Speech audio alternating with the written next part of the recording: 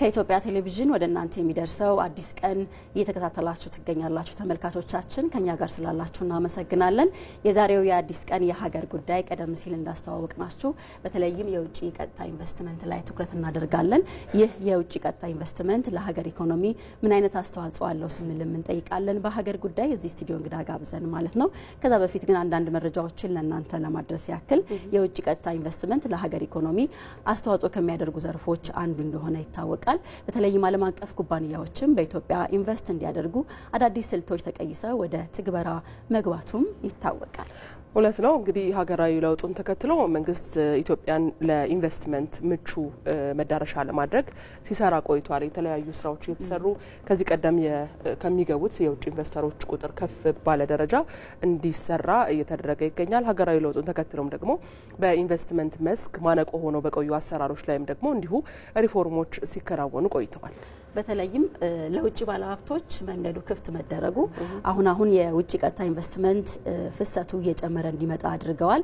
ይሄ ለውጭ ባለሀብቶች ዝግ የነበሩ የኢንቨስትመንት መስኮች መከፈታቸው እንዲሁም ደግሞ የገቢና የውጭ ንግድ የጅምላና የችርቻሮ ንግድ ፍቃድን ጨምሮ ሌሎች ሪፎርሞች ተደርገዋል። ይህ ሪፎርም ደግሞ ብዙ ለውጥ እንዳመጣ የሀገሪቱ ኢኮኖሚ ያስመዘገበ ያለውን እውነታ መመልከት ይቻላል። አዎ ከውጭ ቀጥታ ኢንቨስትመንት የሚገኘው የዶላር መጠን እየጨመረ መምጣቱ የውጭ ምንዛሪ እየጨመረ መምጣቱ አንዱ ማሳያ አድርገን ወደ በኋላ ላይ በቁጥራዊ መረጃዎች እንመለከተዋለን። አሁን ላይ ኢትዮጵያን እንግዲህ ይበልጥ ምቹ የኢንቨስትመንት መዳረሻ ለማድረግ የሚያስችል የሁለተኛው ምዕራፍ የሪፎርም ስራ እየተገበረ ይገኛል። ዓላማ ተኮር ኢንቨስትመንት ማስታወቂያ ዘዴን በመከተል ከ3000 በላይ የሚሆኑ ስመጥር ኩባንያዎች በኢትዮጵያ ኢንቨስት እንዲያደርጉ የሚያስችል ስራዎች መጀመራቸውንም እንዲሁ መረጃዎች ያሳያሉ። አዎ እስካሁን ባለው ሂደትም ከ600 በላይ ከሚሆኑ ኩባንያዎች ጋር ግንኙነት በመፍጠር የማግባባት ስራ ተከናውኗል። በተለይም መንግስት የማክሮ ኢኮኖሚ ሪፎርም ማድረጉ ከውጭ ምንዛሪ ጋር ተያይዞ ሲነሳ የነበረውን ችግር የፈታ በመሆኑ ባለሀብቶችን ለመሳብ ከፍተኛ አስተዋጽኦ እንዳደረገም ይገለጻል። ኢቲቪ እንግዲህ ይህንን በተለያዩ ጉዳዮች ላይ የሀገር ጉዳይ ብሎ ሲነሳ እንደ ምክንያትነት ምን ጠቅሳቸው ነገሮች አሉ። ኢቢሲም ዛሬ የውጭ ቀጥታ ኢንቨስትመንትን የአዲስ ቀን የሀገር ጉዳይ ሲያደርገው በዘርፉ ሀገር ኢኮኖሚ ላይ የሚያበረክተው አስተዋጽኦ እንዲጨምርና ወደ ላቀ ደረጃ ለማሳደግ የበለጠ ትኩረትም እንዲሰጠው በዘርፉ ያሉ ደግሞ ክፍተቶች ማነቆ ተብለው የሚገለጹ ነገሮችም መፍትሄ እንዲያገኙ ስለሚሻ ነው ይህንን ጉዳይ የሀገር ጉዳይ ያደረገው። በዚህ ላይ ያጠናቀርናቸው ዝግጅቶች አሉ። እንግዶችንም ጋብዘናል። ወደ ጥንቅሮቻችን እንለፍ። ወደ መጀመሪያ ፕሮግራማችን ስናልፍ ኢትዮጵያ በተለይም የውጭ ቀጥታ ኢንቨስትመንትን ለመሳብ አመቺ መሆኗን የውጭ ባለሀብቶች ይገልጻሉ። ይህንንም እንመለከታለን። በማክሮ ኢኮኖሚ ማሻሻያ መደረጉ ደግሞ የውጭ ባለሀብቶችን ለመሳብ እገዛ ማድረጉ ነው የተገለጸው። በዚህ ጉዳይ ላይ በቀለ ተመስገን ያዘጋጀዋል። እንከታተል። ቤኒ ዋንግ ይባላሉ። የሃንቦን ግንባታ እቃዎች አምራች ኩባንያ ስራ አስኪያጅ ናቸው። ኩባንያቸው የተለያዩ የግንባታ እቃዎችን በማምረት ላይ ነው። ኢትዮጵያ የውጭ ቀጥታ ኢንቨስትመንትን ለመሳብ ምቹ መሆኗን ይናገራሉ። Ethiopia first security is very good and the government is very strong to help to us. የኢትዮጵያ መንግስት የውጭ ባለሀብቶችን ለመደገፍ ቁርጠኛ ነው። ለአብነት ከቀረጥ ነጻ አገልግሎት፣ የትራንስፖርት አገልግሎት፣ የግብር ስርዓት እንዲሁም የደህንነት ጉዳይ የሚጠቀሱ ናቸው።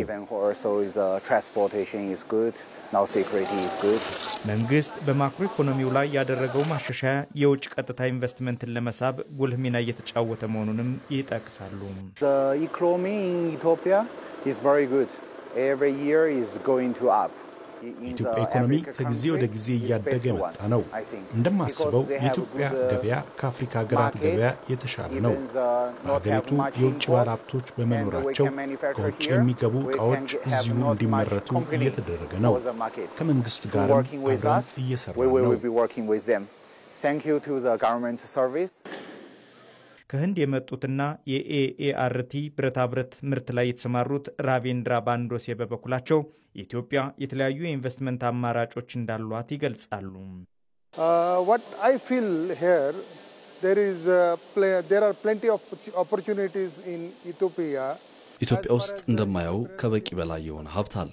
በውጭ ቀጥታ ኢንቨስትመንት ማልማት ብቻ ሳይሆን ኢትዮጵያውያን ራሳቸው በሀብት ፈጠራ ላይ በትኩረት መስራት አለባቸው። እዚህ ሀገር መሰራት ያለባቸው ነገሮች ከውጭ ሲገቡ ይታያል፣ ነገር ግን እዚህ መሰራት የሚችሉ ናቸው።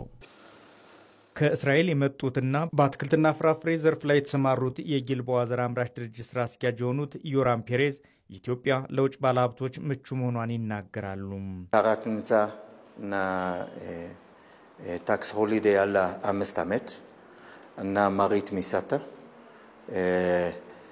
አይሩ በጣም ለግብርና ስራ በጣም አሪፍ ነው በአጠቃላይ እና ከዚህ በላይ ሬኮመንድ ይደረጋል ሁሉም የሚመጡ ኢንቨስተሮች ምናምን ለግብርና ስራ በኒ ሴክተር ማለት ነው በጣም ትልቅ አድቫንቴጅ አለ ቅርበት አለ ለምሳሌ ፍራፍሬና አትክልት ወደ ሚድል ኢስት ሀገር ቢሄድ ወደ ዱባይ ወደ ሳውዲ ምናምን ቅርበት አለ ከሌላ ሀገር ይሻላል በመንግስት በኩል ለምሳሌ ብዙ ኤፎርት ተደረገ ባቡር መስመር አለ እስከ ጅቡቲ ድረስ እዚህ አየር መንገድ ራሱ ፕሮፐር ፋሲሊቲ አለ የፍሪጅ ፋሲሊቲ ሁሉም ነገር ተደረገ ይሄ በጣም ትልቅ ኢንቨስትመንት ኢትዮጵያ ለውጭ ባለሀብቶች የተለያዩ ማበረታቻዎችን እያደረገችና ክፍት ያልነበሩ የኢንቨስትመንት ዘርፎችን ወደ ስራ እንዲገቡ እያደረገች መሆኑን ተጠቅሷል። በኢትዮጵያ ሀገራዊ የኢኮኖሚ ለውጥ ከመደረጉ አስቀድሞ ሀገሪቱ በበርካታ ችግሮች ተፈተን እንደነበረ በተደጋጋሚ ይነገራል። ይሁን እንጂ በኢትዮጵያ ያለው ኢኮኖሚ በባህሪው ተገማች መሆኑ ለኢኮኖሚ መረጋጋት ሚናው የጎላ መሆኑ ይነሳል። በተለይም በኢንቨስትመንት ዘርፉ ላይ የገጠሙ እክሎች ቢኖሩም ማለፍ መቻሉም ተነግሯል። በኢትዮጵያ ይህ የኢኮኖሚ ማሻሻያ ከተደረገ ወዲህ ደግሞ በርካታ ባለሀብቶች ዘርፉን እየተቀላቀሉ መሆኑን የኢንቨስትመንት ኮሚሽነሩ ተናግረዋል። ከዚህ ጉዳይ ጋር በተያያዘ ደግሞ ባልደረባችን ሀገርነሽ አየልኝ ከኢትዮጵያ ኢንቨስትመንት ኮሚሽነሩ ጋር ቆይታ አድርጋለች። ተከታዩን ዘገባ እንከታተል። የኢትዮጵያ ኢንቨስትመንት ኮሚሽን ኮሚሽነር ዶክተር ዘለቀ ተመስገን ለሚሰጡኝ ማብራሪያና ለጊዜው እጅግ አድርጌ በቅድሚያ ማመስገን ፈልጋለሁ። ባለፉት 4 ዓመት ወይም ከዛ በላይ እስከ 6 ዓመት ባሉት የሪፎርም ወቅቶች እንደ ሀገር በተደረጉ ሪፎርም ወቅቶች ዓለም አቀፋዊና ሀገር አቀፋዊ ችግሮች ያለፈ ግን የተረጋጋ ኢኮኖሚ እንደ ሀገር መገንባት ተችሏልና ከኢንቨስትመንት እንቅስቃሴያችን አንፃር የነበረው እንቅስቃሴ ምን ይመስላል? የውጭ ባለሀብቶች ከሚፈልጓቸው ተቀዳሚ ጉዳዮች ውስጥ አንዱ ተገማች የሆነ እያደገ ያለ ኢኮኖሚ ስለመኖሩና ተገማች የሆነ የቢዝነስና ኢንቨስትመንት አካባቢና አለ የለም የሚለውን ነው ኢንቱ አካውንት የሚወስዱት ማለት ነው። የኮቪድ-19 በጣም ብዙ ሀገራትን ኢኮኖሚ አሽመድምዶ ነው ያለፈው። እውነት ለመናገር ይሄ አደባባይ ያለ ሀቅ ነው። ብዙ ኢኮኖሚዎች የተመቱበት ነው። ከዚህ ባሻገር የራሺያና የዩክሬን አካባቢ ያለው ራሱ ሁኔታ በዓለም ኢኮኖሚ ላይ ያለው ተጽዕኖ ቀላል ነገር የሚባል ጉዳይ አይደለም ማለት ነው። ኢትዮጵያም ከሰሜኑ የሀገራችን ሁኔታ ጋር ተያይዞም የነበረውም ቀላል የሚባል ጉዳይ አይደለም። ነገር ግን ይሄ ሁሉ ችግሮች እያሉ ይሄም ሌሎችም ችግሮችም እያሉ የኢትዮጵያ ኢኮኖሚ አጠቃላይ ደግሞ ኢንቨስትመንታችን እውነት ለመናገር ፍሰቱን ጠብቆ እንዲሄድ ያስቻለው ኢኮኖሚው ተግዳሮቱን መቋቋም የሚችል ኢኮኖሚ በመሆኑ ምክንያት ብዙም ንፋሱ ሳይመታን ማለፍ ችለናል ብሎ ሊወሰድ ይችላል ማለት ነው። እንደ ሀገር የተደረገውን የማክሮ ኢኮኖሚ ማሻሻያ ተከትሎ የውጭ ቀጥተኛ ኢንቨስትመንት ዘርፉ ላይ የተደረጉ ማሻሻያዎችና የተገኙ ውጤቶችስ እንዴት ይገለጻሉ? አጠቃላይ የኢትዮጵያን እምቅ አቅም የምናስተዋውቅበትና ባለሀብቶች ወደ ኢትዮጵያ የምናመጣበት መንገዳችን ከተለመደው አግባብ ትንሽ ለየት ማለት አለበት ወደሚል ነው የተገባው። ከጀነራል ኢንቨስትመንት ፕሮሞሽን ወይም ደግሞ ይሄ ጥቅል ከሆነ የኢትዮጵያን እምቅ አቅም ማስተዋወቂያ መንገድ ወደ ዓላማ ተኮር ሆነ ኢትዮጵያን እምቅ አቅም ወደ ማስተዋወቅ ነው የተመለስ ነው። የኢትዮጵያን ፍላጎት ሊያሟሉ የሚችሉ ሀገራት እነማን ናቸው ወደሚል ሀገራት ወደ መለየት ደረጃ የገባው ነው ማለት ነው። ይሄ አልተለመደም ያልነበረም ነው። በኢትዮጵያ ኢንቨስትመንት ኮሚሽን ላይ ያልነበረም ነው። 3120 ድርጅቶችን መለየት ከዚህ ውስጥ ደግሞ ወደ 650 የሚሆኑትም ደግሞ ካምፓኒዎችን ደግሞ በተለያየ መንገድ አንዳንዶቹን በአካል አንዳንዶቹን በተለያዩ ሶሻል ሚዲያና መሰል ፕላትፎርም በፈጠረልን አግባብ እንዲሁ ኮንታክት የማድረግ ከዚህ ውስጥ ደግሞ የተወሰኑት ኢትዮጵያ ራሱ መጥተው ከኛ ጋር እዚሁ አጠቃላይ ኢትዮጵያን መቃቀሞች በአካልም ጭምር ዲስከስ ያደርጋሉበት ነው ማለት ነው። አጠቃላይ ወደ ተሟላ ማክሮ ኢኮኖሚክ ማሻሻያ ከገባን በኋላና አጠቃላይ ከዚህ በፊትም ባለፉት 6 ዓመታትም ሲሰሩ የነበሩትን የሪፎርም ስራዎች ከግምት ስናስገባ የውጭ ቀጥተኛ ኢንቨስትመንታችን ለምሳሌ 6 ወሩን እንኳን ብንወስደው ወደ 1.9 ቢሊዮን አካባቢ ወደ ሀገር ውስጥ መሳብ ተችሏል ማለት ነው።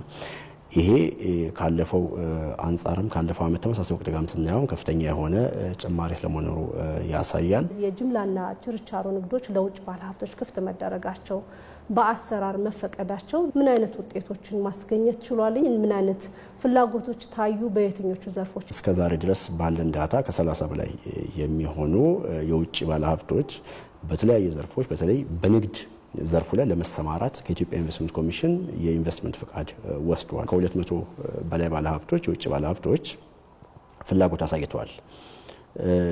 ነገር ግን ደግሞ ፕሮፖዛል አስገብተው ምን ብለው ደግሞ ለኮሚሽኑ ያስገቡት ደግሞ 76 አካባቢ ናቸው እስከዛሬ ባለን ዳታ። ከዛ ውስጥ በኢትዮጵያ ኢንቨስትመንት ኮሚሽን ማኔጅመንት ከ40 በላይ የሚሆኑት እንዲሁ ጸድቀው ፐርሚት እንዲያወጡ ተደርጓል ማለት ነው። አንዳንዶቹ በስራ በሂደት ላይ ነው ያሉት።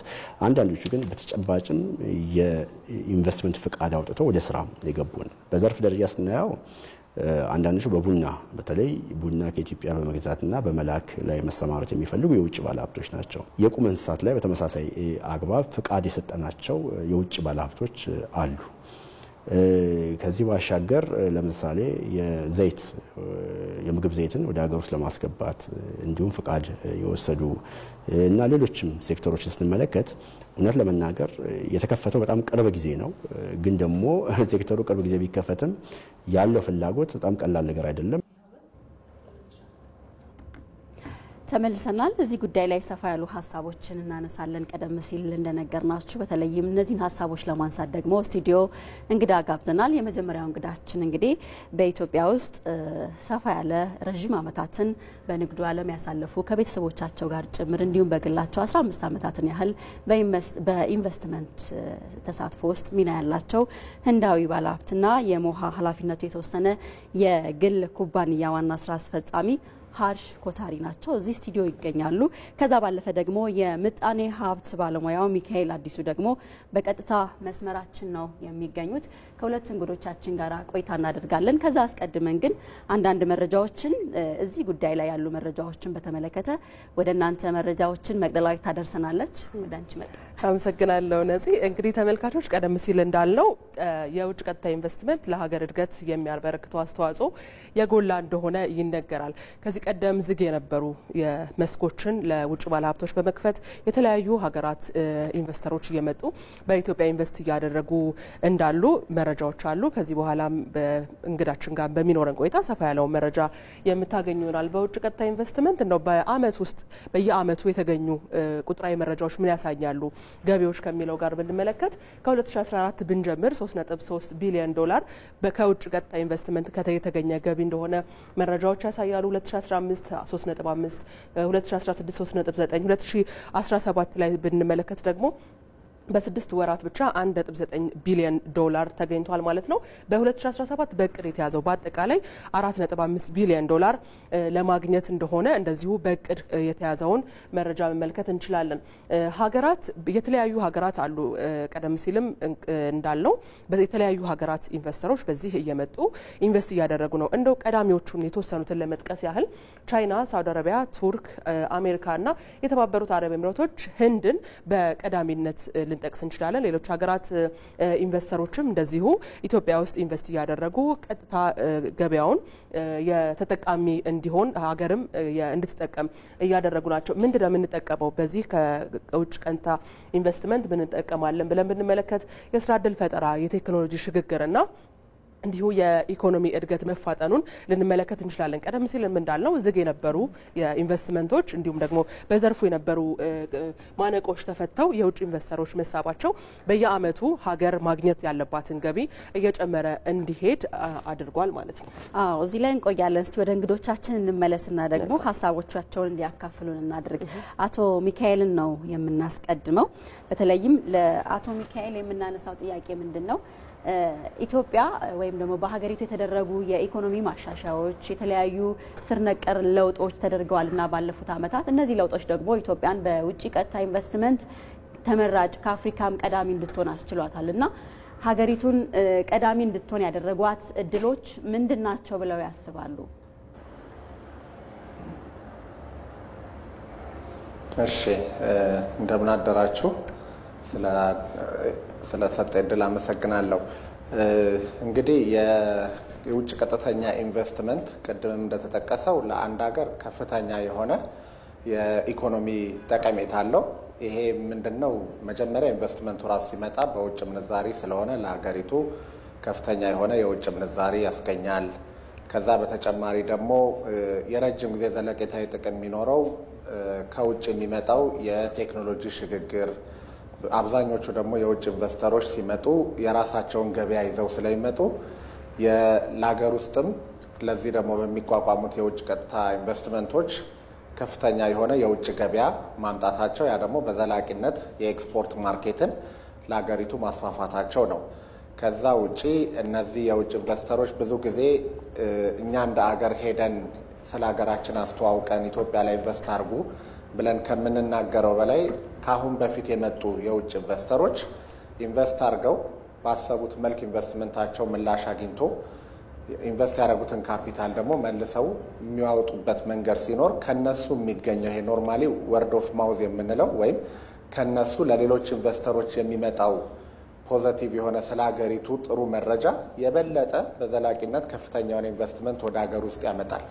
ስለዚህ ትልቁ ኢንቨስትመንት እንዲያውም አሁን ቀጥታ የሚመጡት አሁን ያሉት ነባር ኢንቨስተሮች የሚያቀርቡት መረጃ እኛ እንደ ሀገር ከምናቀርበው ፕሮሞሽን በላይ ወደፊት በዘላቂነት ከመጡበት ሀገር ላሉ ኢንቨስተሮች እንደኛ አምባሳደር ሆነው ስለሚያገለግሉ አሁን እጃችን ላይ ያሉትንም በቀጣይነት የሚመጡትንም ኢንቨስተሮች በከፍተኛ ጥንቃቄና በተለያየ መንገድ እየደገፍን ውጤታማ እንዲሆኑ ማድረግ ይኖርብናል። መልካም አቶ ሚካኤል እንመለሳለን ወደ እርሶ እዚህ ስቱዲዮ ናርግ ሀርሽ ወደ እርሶ እንምጣና ከራስዎ ልምድ ተነስተውን እንዲነግሩን ነው። እንደ ባለሀብት ኢትዮጵያ ለውጭ ቀጥታ ኢንቨስትመንት በመሳብ በኩል ያሏት አመቺ ሁኔታዎች ምንድን ናቸው ማለት ይቻላል? አክቹሊ ኢትዮጵያ ብዙ አመቺ ሁኔታዎች አመቻችታለች ለውጭ ኢንቨስተሮች። ግን መጀመሪያ ያለብን ከገበያው ነው። ኢትዮጵያ ትልቅ ገበያ ናት፣ ሰፊ ገበያ ናት፣ የ120 ሚሊዮን ህዝብ ናት። በዛ ተጨማሪ ደግሞ ኢትዮጵያ ዙሪያው ያሉት አገራቶችም የንግድ ኦፖርቹኒቲ ናቸው።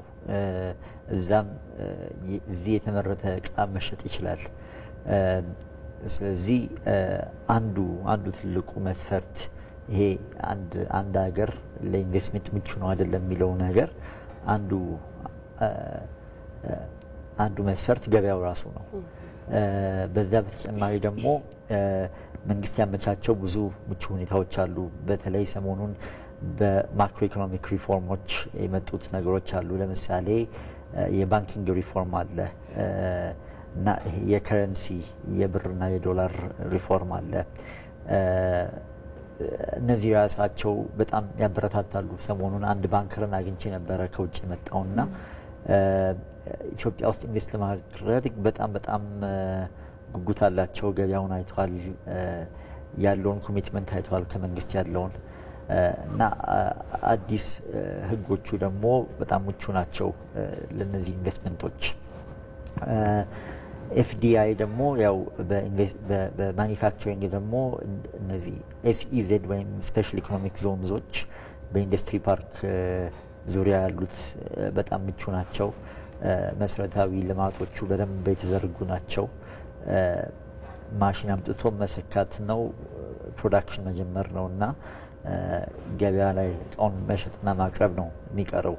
ይህም በጣም ምቹ ሁኔታ የተፈጠረ ነገር ነው። አዲሱና እኛም እንደ ድርጅት ኢንቨስት ያደረግንበት ደግሞ አንዱ ይሄ አዲስ የንግድ ነጻ ንግድ ቀጠና የሚባለው ነው።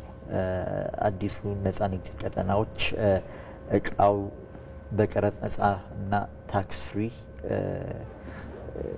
እነዚህ ንግድ ቀጠና ውስጥ እንዲገቡ ያመቻቻል። ከዛም በኋላ ወደ ኢንላንድ ኢትዮጵያ እንዲሸጥ ያመቻቻሉ። ይሄ ደግሞ ለአምራች ድርጅቶች ጥሬ እቃዎቹ ቶሎ አቅርቦት እንዲያገኙ ያመቻቻል። ሌላም ደግሞ ኮንሱመር አይተሞችም ቶሎ እንዲገኙ ማሽነሪዎቹም ሌላም መሳሪያዎች ቶሎ በፍጥነት ሀገር ውስጥ እንዲገቡ ያመቻቻል። ያለው ቢሮክራሲ ያለው ፕሮሲጀሮች በጣም ተቆራርጧል፣ በጣም ፈጣን ሆኗል፣ ቀልጣፋ ሆኗል እና እነዚህ ነገሮች ይህንን ሀገር በጣም ምቹ ያደርጋሉ ለኤፍዲአይ። መልካም ወደ አቶ ሚካኤል እንምጣና በተለይም የማክሮ ኢኮኖሚ ማሻሻያ ወርሃ ሐምሌ ላይ ወደ ተግበራ መግባቱ ይታወቃልና ምናልባት የውጭ ቀጥታ ኢንቨስትመንትን ለመሳብ ይህ የማክሮ ኢኮኖሚ ማሻሻያ ወደ ተግበራ መግባቱ ምን ጥቅሞች አሉት ብለው ያምናሉ? እሺ ያው እንግዲህ የውጭ ቀጥተኛ ኢንቨስትመንት ስንል ኢንቨስተሮች ናቸው። ኢንቨስተር ማለት ደግሞ ያለውን የራሱን ካፒታል ከግሉ ካፒታል በተጨማሪ ደግሞ ሌላ ተበድሮ የሚያመጣው ካፒታል ይኖራል። ከዛ ያለውን እውቀት፣ ክህሎት፣ ገበያ የመሳሰሉትን በሙሉ ይዞ የሚመጣ ማለት ነው ኢንቨስተር ስንል። ስለዚህ እነዚህ ኢንቨስተሮች ደግሞ ኢትዮጵያ ብቻ አይደለችም አማራጫቸው። ምናልባት አንድ ኢትዮጵያዊን ካየነው በተለያየ መንገድ አገሩን ሊያስመልጥ ይችላል።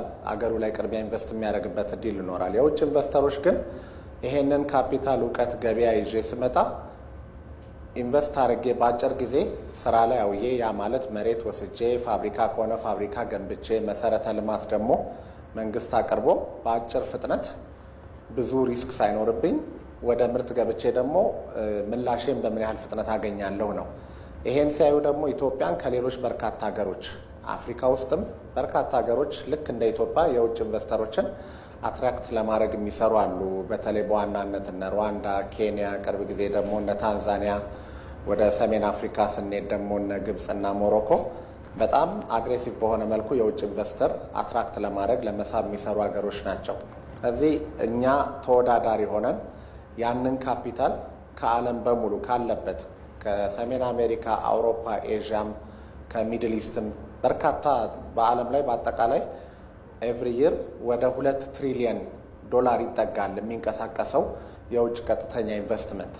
አብዛኛው የሚሄደው ወደ ኤዥያና ወደ አደጉት ሀገሮች ነው። አፍሪካ የሚመጣው 1 ትሪሊየኑም አይሞላም፣ ወደ 600 ቢሊዮን አካባቢ ነው። ስለዚህ ኢትዮጵያ ውስጥ ደግሞ ከዚህ ውስጥ ትልቁ ድርሻ እንዲኖረን እኛ ከዚህ ውስጥ በብዛት የምናገኘው ከ4 ቢሊዮን የመሳሰሉት አይዘለም። ይህንን ከፍ ለማድረግ አንዱ ትልቁ መስራት ያለብን የማክሮ ኢኮኖሚክ ሁኔታችን ለውጭ ኢንቨስተር የተመቻቸ ነው ወይ? ምክንያቱም እነሱ የተረጋጋ ለምሳሌ የውጭ ምንዛሪ ስርዓት ከሌለ ያ ማለት በቀላሉ ካፒታሌን አምጥቼ በቀላሉ ደግሞ ትርፍ አትርፌ ወደ ውጭ ማውጣት እችላለሁ ወይ? የውጭ ምንዛሪ ምጣኔው ወይም ኤክስቼንጅ ሬት የምንለው ደግሞ ተገማች ነው ወይ? በየጊዜው ፍላክቹዌት ያደርጋል ወደ ላይ ወደ ታች የሚወጣ ከሆነ ትልቅ ትርፍ በብር ባገኝም ወደ ውጭ ምንዛሪ ወይም ወደ ዶላር ስቀይረው በየጊዜው ወደ ኪሳራም ሊወስደኝ ስለሚችል የውጭ ምንዛሪ ስርዓቱ ከተቻለ በገበያ የሚመራ ካልሆነ ደግሞ ፍላክቹዌሽኑ የሚቀንስ የመሳሰሉት እነዚህን ነገሮች ስለሚያዩ ይመስለኛል የኢትዮጵያ መንግስትም እነዚህ ምን ይፈልጋል፣ በአጠቃላይ የሀገር ውስጥ ኢኮኖሚም የውጭ ኢንቨስትመንትም ለመሳብ ምን አይነት የማክሮ ኢኮኖሚክ ማሻሻያዎች ያስፈልጋሉ ተብሎ ነው ከሐምሌ ጀምሮ አክቹአሊ ከዛ በፊት ነው ኦልሞስት የዛሬ 1 ዓመት ተኩል በፊትም የኢንፍሌሽንን ለመዋጋት የብድር አቅርቦቱን በመመጠን ከዛ ደግሞ የውጭ ምንዛሪ መጠን በገበያ ሙሉ ለሙሉ እንዲመራ ወይም ፍሎት በማድረግ ሐምሌ ላይ አሁን በገበያ እየተመራ የዛንም ውጤት የተወሰነ ያየን ይመስለኛል። ምክንያቱም አሁን ሌተር ኦፍ ክሬዲት የተለያዩ ነገሮችን ኢምፖርት ለማድረግ ባንክ ላይ ያለው የውጭ ምንዛሪ ወረፋ በጣም ትልቅ በሚባል ሁኔታ የቀነሰበት፣ አንዳንድ ባንኮች እንዲያውም ያለ ወረፋ ኢምፖርት ማድረግ የተቻለበት መንገዶች ተይዟል። ሌላው ኢንፍሌሽን ነው። ምክንያቱም ይሄ የዋጋ ግሽበቱ ከፍተኛ የሆነበት ኢኮኖሚ ውስጥ ትልቅ ካፒታል ከውጭ አምጥቶ ኢንቨስት ማድረግ ብዙ ጊዜ ኢንቨስተሮች ይፈራሉ። ስለዚህ ኢንፍሌሽኑን ለመዋጋት ደግሞ የብድር አቅርቦቱን መቀነስ፣ የተለያዩ ድጎማዎችን መንግስት በማድረግ አሁን 30% ከነበረበት ከዛሬ 2 ዓመት አካባቢ አሁን ወደ 15.5 በመቶ ዝቅ ያለበት አለ። ይሄም ደግሞ ወደ 10 በመቶ ዝቅ ለማድረግ መንግስት እየሰራ ነው። ስለዚህ እነዚህ በሙሉ ሲደመሩ ቢያንስ የመንግስትን የፖሊሲ ቁርጠኝነት ካዩ ሁሉም ችግሮች በአንዴ ባይቀረፉም ግን ለኢንቨስተሮች ኮንፊደንስ ይሰጣል። ኮንፊደንስ ካለ ደግሞ ትልቅ ኢንቨስትመንት ወደ ሀገር ውስጥ ይፈሳል ማለት ነው። መልካም እንመለሳለን። ወደ እርስዎ እንምጣ። ቀደም ሲል የተወሰኑ ሀሳቦችን ለማንሳት ሞክረዋል። የማክሮ ኢኮኖሚ ማሻሻያው ለውጭ ሀገር ባለሀብቶች በተለይ ደግሞ ምን ጥቅሞችን አስገኝተዋል የሚለውን ይንገሩ። አንዱ ገበያውን ምቹ አድርጓል። ስለዚህ ድሮ እንደምናውቀው ብር በባንክ ሬት ብር ወደ 58 አካባቢ ነበረ። በፓራሌል ማርኬት ደግሞ ወደ 120 ገደማ ደርሶ ነበረ። አሁን የከረንሲ ፍሎት ከተደረገ ጀምሮ ያው ወጥ የሆነ ኤክስቼንጅ ሬት ነው ያለው። ያ ደግሞ ለውጭ ኢንቨስተሮች የሆነ ኮንፊደንስ ይሰጣል። የሚያገኙትን ጥቅም እና የሚያገኙት ዋጋ ለሚያመጡት የውጭ ምንዛሬ የሚያገኙት ዋጋ ከገበያ ጋር የተመጣጠነ እንደሆነ ይረጋገጥላቸዋል። አንዱ ከዚህ ነው የሚጀምረው። ሌላው ደግሞ ገበያውም ይረጋጋል። ያለ ምክንያት የተጋነነም ገበያ አይሆንም። ዝም ብሎ ይሄ ኢንፍሌሽነሪ ወይም ሃይፐር ኢንፍሌሽነሪ ትሬንድ ያለው ገበያም አይደለም። አት ዘ ሴም ታይም ዲፍሌሽነሪ ትሬንድም ያለው ገበያ አይደለም። ዝም ብሎ ዋጋም እየወረደም አይደለም። የሆነ ስታቢሊቲ የመጣ ኢኮኖሚ ሆናለች ኢትዮጵያ እና ስቴብል ኢኮኖሚ ሴፍ ነው ለኢንቨስተሮች። ይሄንን ሴፍቲ መሰማት በጣም ወሳኝ ነው። ሌላው ሴንስ ኦፍ ሴኩሪቲ ይሰጣል። ገንዘቤ አቅሜ ሴፍ ነው የሚል ስሜት ይሰጣል። ሌላው ደግሞ ገበያው ስራ ካለ ያው ማንኛውም ነገር አብሮ ይመጣል እና የኢትዮጵያ ገበያ እየሰፋ እየመጣ ነው። የህዝብ የመግዛት አቅም እየጨመረ ነው።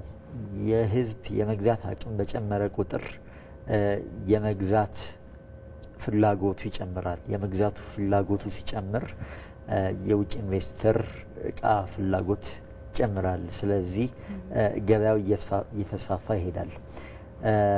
በዛ በተጨማሪ ደግሞ እቃ ወይም ማንኛውም እቃ የማስገባትና የመላክ ችሎታ ቀላል ነው። ሎጂስቲክሱ ቀላል ነው ወይ? ሎጂስቲክ ሴክተር ላይ በጣም የተሰራ ነው። እቃው በቀላሉ መግባት ይችላል፣ በቀላሉ መውጣት ይችላል። እነዚህ ነገሮች በጣም ነው የሚጠቅሙት። ይሄ እስከ አዲስ አበባ የተሰራው የባቡር መንገድ ይጠቅማል። የኢትዮጵያ አየር መንገድ መስፋፋቱ ይጠቅማል።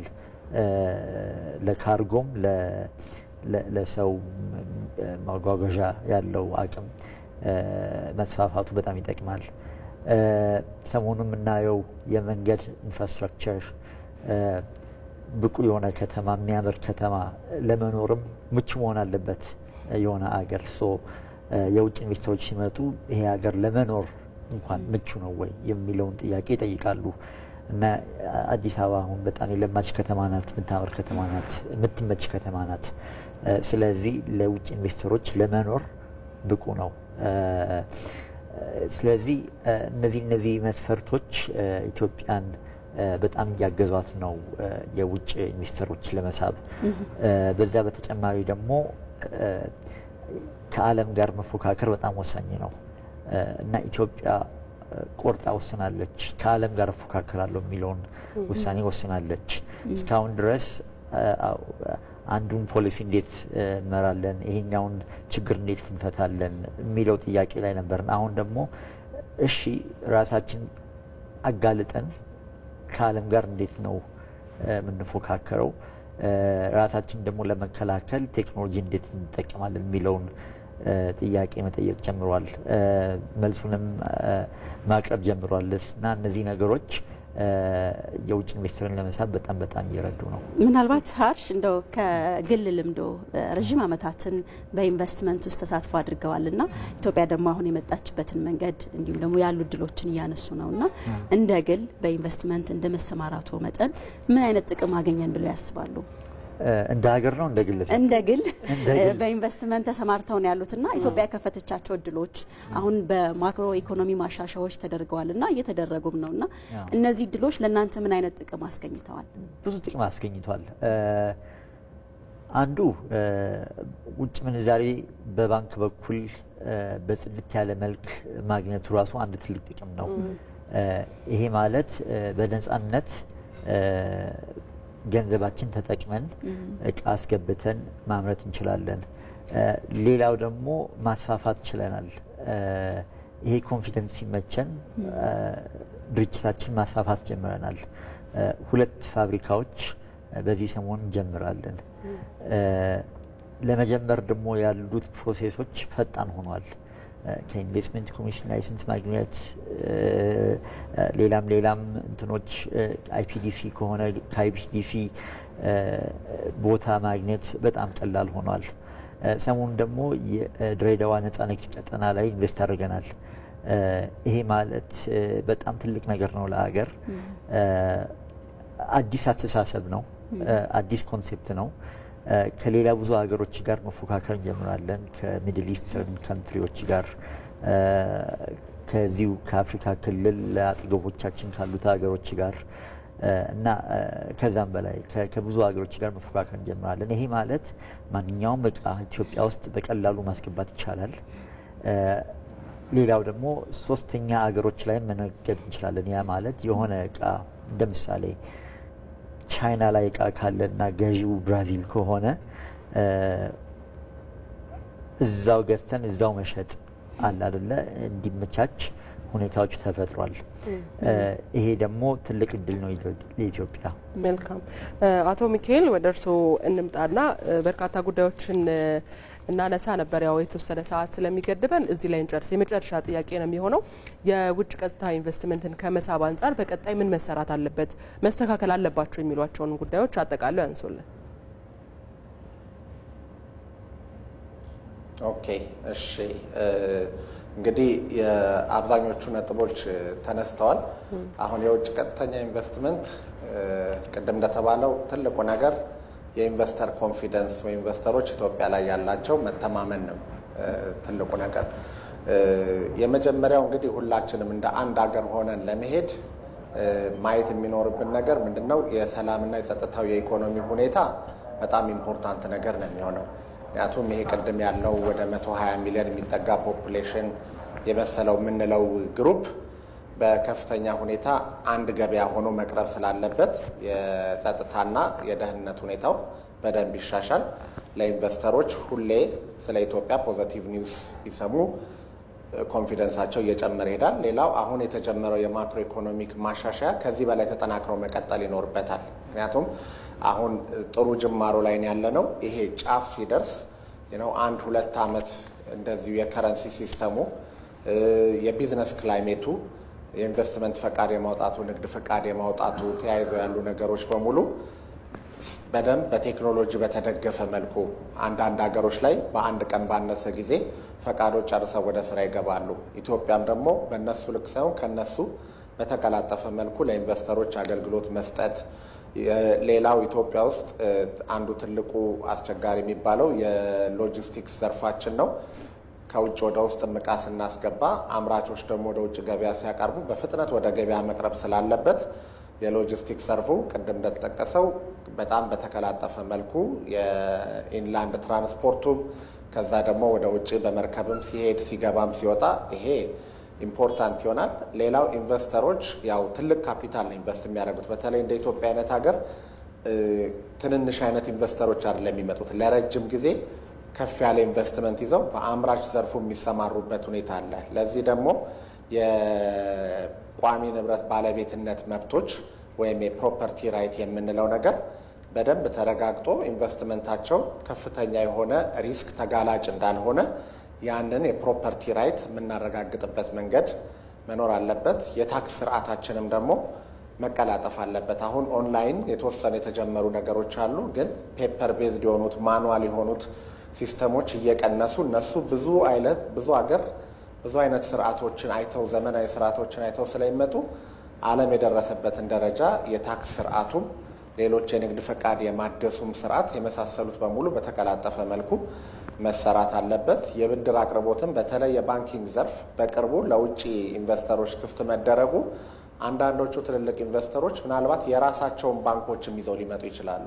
ረጅም ጊዜ አብረዋቸው የሰሩ እህት ኩባንያ የሆኑ ባንኮች ስላሉ እነሱም በተለይ ይዘው ከመጡ የሀገር ውስጥ ብድርም በውጭ ምንዛሬም የሚሰጡ የገንዘብ አገልግሎቶችን ለመስጠት ስለሚያገለግል እነዚህ ነገሮች በሙሉ ጅማሮ በጣም ጥሩ ነው።